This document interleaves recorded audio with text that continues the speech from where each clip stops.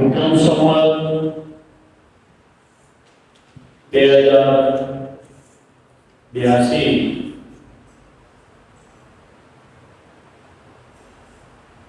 કારતક સુધી પડવાનો પવિત્ર દિવસ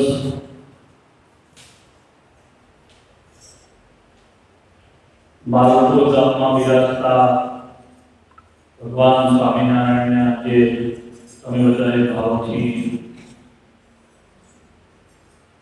અંકુટ ધરાયો છે એની આરતી અને ભગવાન આગળ 9 વર્ષ પ્રાર્થના કરવા માટે આપણે સૌ ભેગા થયા છીએ.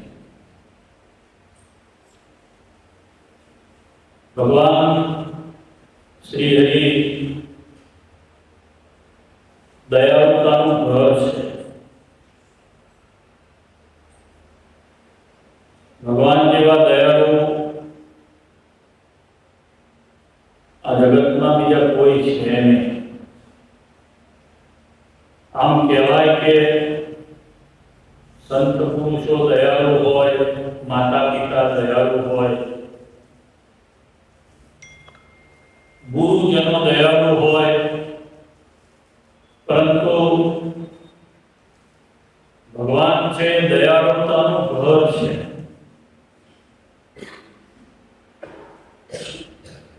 ભગવાનના અર્થે વ્રત કરવું પડે, ભગવાનના અર્થે તપ કરવું પડે, ભગવાનના અર્થે દંડવત કરવા પડે, ભગવાનના અર્થે પ્રદક્ષિણા કરવી પડે. વ્રત, પ્રદક્ષિણા, તપ આ બધું કરો એનું ફળ શું? તો ભગવાનની પ્રાપ્તિ થવી એનું ફળ છે. આપણે પૂજા કરીએ, માળા કરીએ, મંત્ર જાપ કરીએ, હમણાં તમે બધાએ ધૂન કરી, તો બધાનું ફળ શું? તો ભગવાનની પ્રાપ્તિ છે. સહજાનંદ સ્વામી મહારાજ આપણા જે ભગવાન છે એની પ્રાપ્તિ થાય એ વ્રતથી, તપથી, દાનથી. હમણાં તમે આ 9 વર્ષ છે ઊભા થશો એટલે કોઈ 5 રૂપિયા, કોઈ 10 રૂપિયા, કોઈ 100 રૂપિયા, કોઈ 500 રૂપિયા, જેની જેવી શ્રદ્ધા ભગવાનને ભેટ મૂકશો. તેનું ફળ શું? તો ભગવાનની પ્રાપ્તિ. કારણ કે ભગવાન કરુણામય છે. ભગવાન સામાન્યમાં સામાન્ય માણસનો ઉદ્ધાર કરનારા છે. માણસ તો કેટલો બધો સંસારમાં અવરાઈ જાય છે, એને ખબર જ નહીં રહેતી કે મારે આ કરવાનું છે અને આ નહીં કરવાનું, મારાથી આ થાય કે ના થાય, હું કોનો દીકરો, મારા મા બાપ કોણ, મારા દાદા કોણ, મારા વડીલો કોણ, અથવા મને મળેલો સત્સંગ શું, આ બધું ભૂલી અને માણસ બીજા રસ્તે જાય. છતાંય કરુણા વાળા ભગવાન પતિતનો ઉદ્ધાર કરનાર એવા ભગવાનને આપણે અંકોટ આજે ધરાવ્યો છે.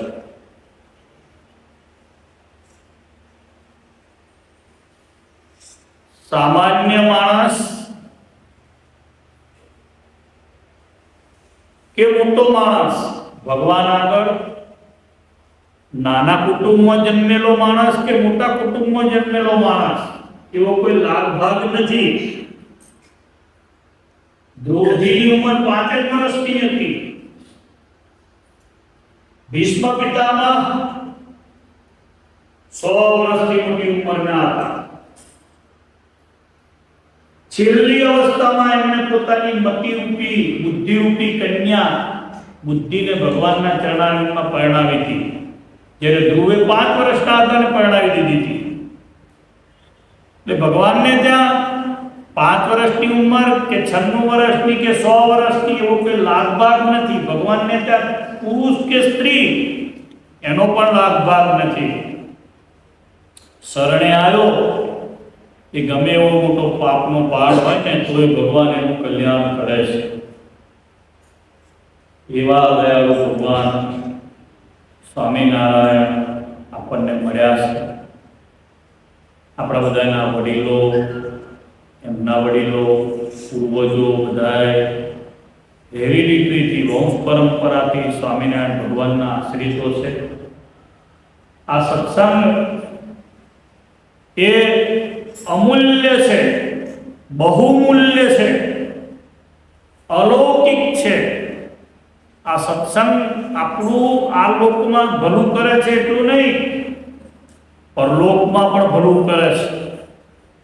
અંતકાળે ભગવાન આપણને દર્શન આપીને એમના ધામમાં લઈ જાય છે. એવો ઉજળો, એવો દિવ્ય, એવો પ્રતાપી, એવો અલૌકિક આ સત્સંગ આપણને મળ્યો છે.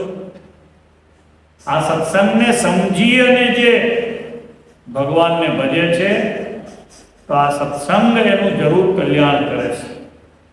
માટે સત્સંગમાં સમજણ રાખવી. આપણે બધાએ સત્સંગમાં ભગવાનનું ભજન કરવું.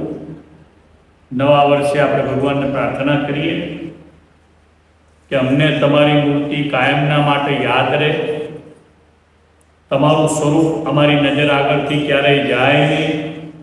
અમે ગમે ત્યાં જઈએ દુનિયાના પડમાં, આ મંદિરમાં બિરાજતા ભગવાન, આ મંદિરમાં બિરાજતી મૂર્તિ એ અમારી આંખ સામેથી ક્યારેય ખસે નહીં. અમને સદાય ભગવાનની યાદ આવ્યા કરે.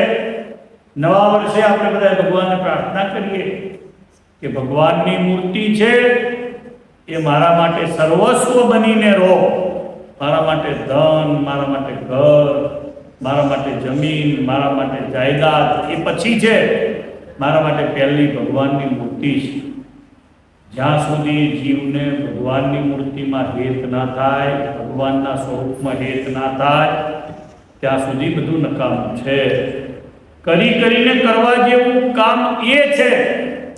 એટલે તો ભરતજી બધું છોડીને વનમાં ગયા, એટલે તો ધ્રુવજી બધું છોડીને વનમાં ગયા.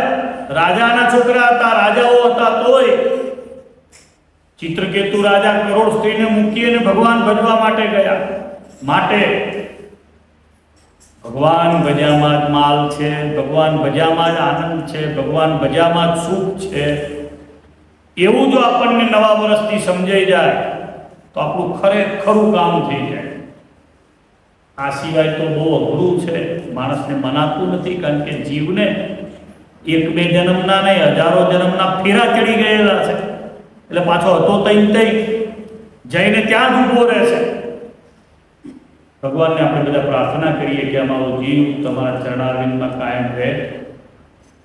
અમે અમારી મતિરૂપી કન્યાને, અમારી બુદ્ધિને તમારા ચરણારવિંદમાં પરણાવી છે. તમે કાયમના માટે અમને તમારા શરણ આપજો. વિક્રમ સંવત 1882ની સાલ એ વડતાલમાં આ વર્ષે 31 તારીખથી 5 તારીખ સુધી મોટો દિવ્ય ઉત્સવ થશે. કારતક મહિનામાં શિક્ષાપત્રી લેખનનો, આચાર્ય પદ સ્થાપનનો, 200 વર્ષ એને પૂરા થયા એનો એ ભવ્ય ઉત્સવમાં તમે બધા ત્યાં દર્શન કરવા માટે 7 દિવસ ઉત્સવ છે તો એકાદ દિવસ પણ જરૂર દર્શનનો લાભ લેજો. માની લો કે આપણે દર્શનમાં એકાદ દિવસ પણ ના આવી શકીએ તો ઓનલાઈન પણ ઉત્સવના તમે બધા દર્શન કરજો.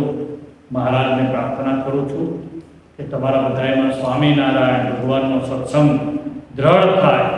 તમારા જીવમાં ભગવાન સ્વામિનારાયણના ચરણારવિંદ, ભગવાનની જે મૂર્તિ છે કાયમ માટે ફીટ રહે એ ભગવાન તમારા સૌ ઉપર કૃપા કરે એટલી પ્રાર્થના કરી આજના અંકોટના પવિત્ર દિવસે ભગવાનના ચરણારવિંદમાં તમારા બધા વતી અમે પ્રાર્થના કરી અને વિરમીએ છીએ. બોલો સ્વામિનારાયણ ભગવાનની જય. લક્ષ્મીનારાયણ શ્રી હરિકૃષ્ણ મહારાજ